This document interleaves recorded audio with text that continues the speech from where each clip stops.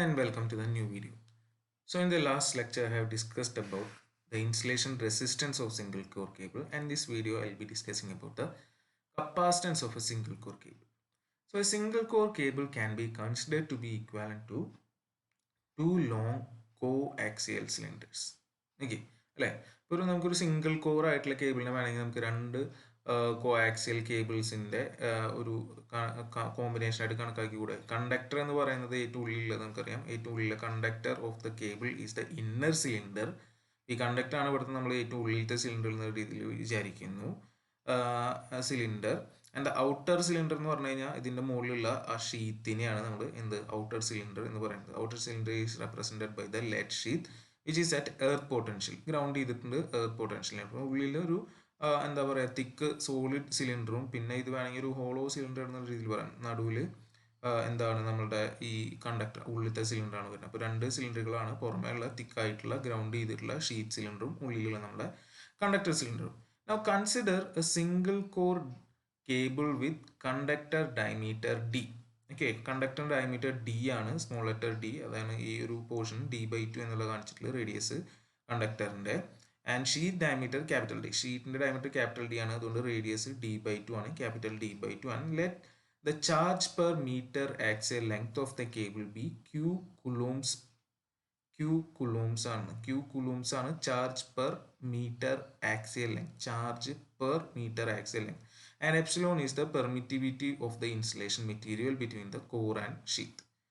കോറിനും ഷീറ്റിനും ഇടയിലെ ഇൻസുലേഷൻ മെറ്റീരിയലിൻ്റെ പെർമിറ്റിവിറ്റി ആണ് എപ്സിലോൺ. അപ്പോൾ നമുക്ക് അറിയാം epsilon equal to epsilon 0 into epsilon R ആണ്, where epsilon R is the relative permittivity of the insulation. Now let us consider a cylinder of radius x meters. So x meters radius ഉള്ള ഒരു cylinder നമ്മൾ ഇതിൻ്റെ ഉള്ളിൽ എടുക്കുകയാണ്.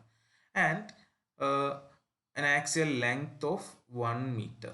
1 meter length ഉള്ള ഒരു cylinder ആണ്, റേഡിയസ് 6 ആണ് നമ്മൾ എടുത്തിട്ടുള്ളത് അല്ലേ. So the surface area of the cylinder എന്ത് വരും? The surface area of the cylinder selected. നമ്മളവിടെ എടുത്തിട്ടുള്ള ആ സിലിണ്ടറിൻ്റെ സർഫസ് ഏരിയ എന്തെന്നാ വരിക? ഈക്വൽ ടു 2πx അല്ലേ. എക്സ് ആണ് അവിടുത്തെ നമ്മുടെ റേഡിയസ്. സോ 2πx അതിൻ്റെ സർക്കംഫറൻസ് ആയി ഇൻറ്റു എത്രയാണോ ലെങ്ത് എന്നുള്ളത്. അപ്പോൾ ലെങ്ത് ഇവിടെ നമ്മൾ 1 മീറ്റർ ആണ് എടുത്തിട്ടുള്ളത്. അപ്പോൾ നമുക്ക് എന്ത് തന്നെ കിട്ടും? 2πx metre square. അപ്പോൾ അതാണ് നമ്മളുടെ ഏരിയ വരിക, സർഫസ് ഏരിയ വരിക, നമ്മൾ എടുത്തിട്ടുള്ള സിലിണ്ടറിൻ്റെ സർഫസ് ഏരിയ. ഓക്കെ, ഇനി നമ്മൾ ഇവിടുന്ന് അവസാനം നമുക്ക് വേണ്ടത് കപ്പാസിറ്റൻസ് ഡിറൈവ് ചെയ്യുക എന്നുള്ളതാണ്. അപ്പോൾ നമ്മളിവിടെ ആദ്യം flux density, electrical flux density, ഇതിൻ്റെ ഉള്ളിൽ ഈ ഒരു നമ്മൾ എടുത്തിട്ടുള്ള ഈ ഒരു സിലിണ്ടറിൽ ഒരു പോയിന്റ് ആണ് P എന്ന് വിചാരിക്കുക. Okay, so electric flux density at any point P on the considered cylinder. Now the electric flux density at any point, say P, at any point P on the considered cylinder. അപ്പോൾ അതിനെ നമ്മൾ represent ചെയ്യുന്നത് capital D suffix X എന്നുള്ള രീതിയിലാണ്. കാരണം X ഡിസ്റ്റൻസിലാണ് ആ ഒരു cylinder നിൽക്കുന്നത് എന്നുള്ള രീതിയിൽ നമുക്കറിയാം എന്താ Q/2πx ആണ് വരിക എന്നുള്ളത് നമുക്കറിയാം. Q/2πx coulomb per metre square. അതാണ് electric flux density at any point P on the considered cylinder കിട്ടുക. കാരണം ഇവിടുത്തെ Q ആയിരുന്നു നമ്മുടെ എന്ത് പറഞ്ഞിട്ടുള്ളത്, എന്താ പറയുക, എന്താ charge per metre axial length on the cable. അപ്പോൾ അതുകൊണ്ട് തന്നെ potential flux density at any point P on the considered cylinder will be Q/2πx. Okay, അപ്പോൾ നമുക്കത് കിട്ടിക്കഴിഞ്ഞാൽ, ഫ്ലക്സ് ഡെൻസിറ്റി കിട്ടിക്കഴിഞ്ഞാൽ നമുക്ക് ഇലക്ട്രിക് ഫീൽഡ് ഇൻറ്റൻസിറ്റി പറഞ്ഞൂടെ. Therefore the electric field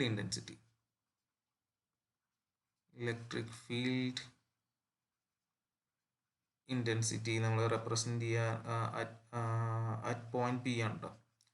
നമ്മൾ നമ്മളുടെ അറ്റ് പോയിന്റ് അതാണ് റെപ്രസെന്റ് ചെയ്യാറ് എന്ത് വെച്ചിട്ടാണ് ക്യാപിറ്റൽ ഇ വെച്ചിട്ടാണ് ഈ സഫിക്സ് എക്സ് എടുക്കും equal to what D X by epsilon ആണെന്ന് അറിയാം ഫ്ലക്സ് ഡെൻസിറ്റി ബൈ പെർമിറ്റിവിറ്റി ആണെന്ന് അറിയാം so this will be equal to Q divided by 2 pi epsilon X വേണമെങ്കിൽ അതിനെ എപ്സിലോണിനെ മാറ്റി നമുക്ക് എഴുതാൻ വേണമെങ്കിൽ so it will be Q divided by 2 pi X epsilon 0 epsilon R അത്രയും എന്ത് വരും വോൾട്ട്സ് പെർ മീറ്റർ ഓക്കെ അപ്പോൾ അതാണ് നമ്മളുടെ ഇലക്ട്രിക് ഫീൽഡ് ഇൻറ്റൻസിറ്റിയും കൂടി നമുക്ക് അവിടെ കിട്ടി ഫ്ലക്സ് ഡെൻസിറ്റിയിൽ നിന്ന് തുടങ്ങി നമ്മൾ ഇലക്ട്രിക് ഫീൽഡ് ഇൻറ്റൻസിറ്റി എത്തി നിൽക്കുന്നു ഇനി now the work done in moving a unit positive charge from point P through a distance dx in the dielectric or in the direction of electric field is Ex dx. So ഒരു unit positive ചാർജിനെ എന്താ P എന്നുള്ള പോയിന്റിൽ നിന്ന് ഒരു distance D X എന്നുള്ള ഒരു distance move ചെയ്യിക്കാൻ വേണ്ടിയിട്ടുള്ള എന്താ പറയുക വർക്ക് ഡണ്ണിനെയാണ് ഇ എക്സ് ഡി എക്സ് എന്ന് പറയുക ഇ എക്സ് ആണ് നമ്മളുടെ അവിടെ ഇലക്ട്രിക് ഫീൽഡ് ഇൻറ്റൻസിറ്റി എങ്കിൽ ഡി എക്സ് ആണ് ഡിസ്റ്റൻസ് എങ്കിൽ E X into D X ചെയ്ത് കഴിഞ്ഞാൽ കിട്ടുന്നതാണ് നമ്മുടെ വർക്ക് ഡൺ എന്ന് പറയുന്നത് അപ്പോൾ the work done in moving a unit positive charge from the conductor to the sheet അപ്പോൾ അതിൻ്റെ ഉള്ളിൽ കണ്ടക്ടറിൻ്റെ സർഫസിൽ നിന്ന് ഷീറ്റിലേക്ക് എത്തിക്കുക എന്നുള്ളതാണ് ഉദ്ദേശിച്ചത് which is the potential difference V between the conductor and sheet അല്ലേ നമുക്കറിയാം പൊട്ടൻഷ്യൽ ഡിഫറൻസിൻ്റെ ഡെഫിനിഷനാണ് ഇപ്പോൾ ഈ ഒരു പോയിന്റിൽ നിന്ന് കണ്ടക്ടറിൻ്റെ മുകളിൽ നിന്ന് നമ്മൾ ഷീറ്റിലേക്ക് ഒരു ഇതിനെ മൂവ് ചെയ്യിക്കുക എന്ന് പറഞ്ഞു കഴിഞ്ഞാൽ അതെന്ന് പറഞ്ഞാൽ ഇവർ തമ്മിലുള്ള പൊട്ടൻഷ്യൽ ഡിഫറൻസ് ആയിട്ടാണ് വരിക voltage V potential difference V ആയിട്ടാണ് വരിക ഓക്കെ അപ്പോൾ അത് വെച്ചിട്ട് നമുക്ക് വി എഴുതാലോ equation so V will be equal to integrate ചെയ്യാണ് ചെയ്യേണ്ടത് മറ്റേതൊരു ഇ എക്സ് ഡി എക്സ് നമ്മൾ പറഞ്ഞത് ആ ഒരു ഒറ്റ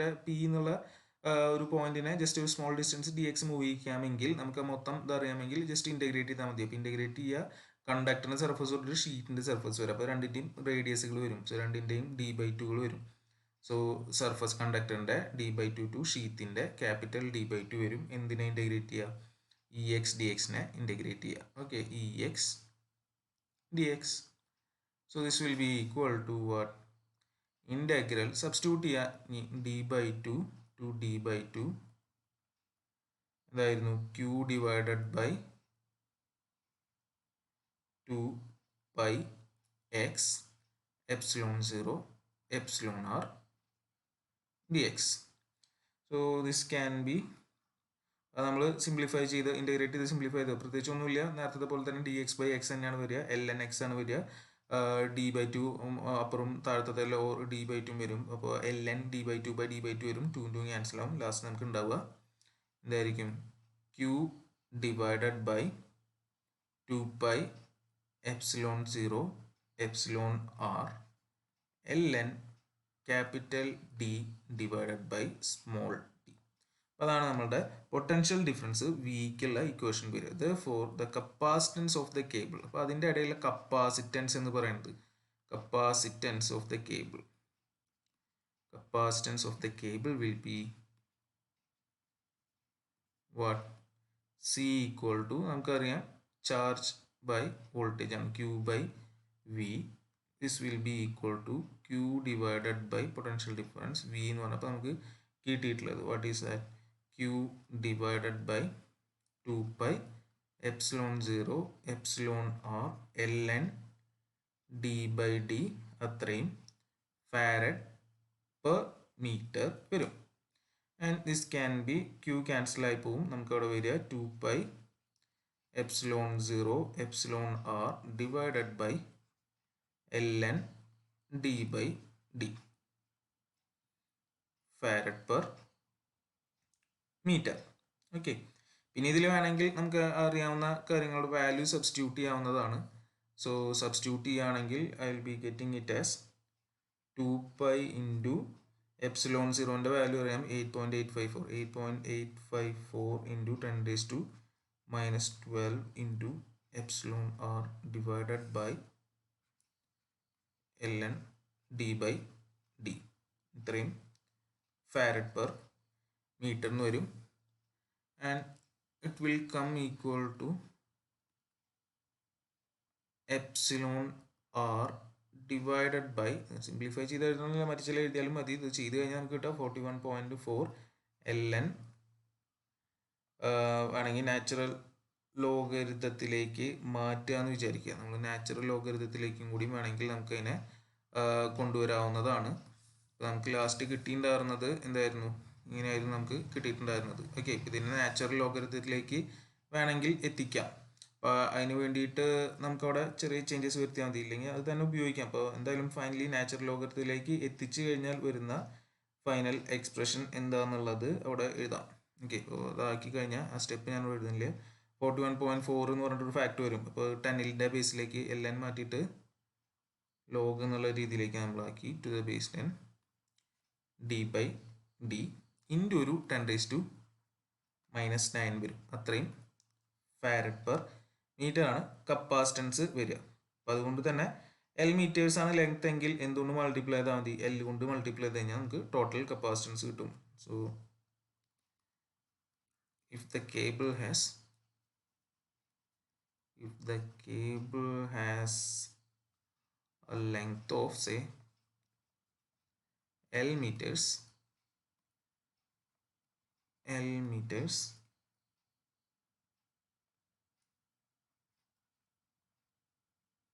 then total capacitance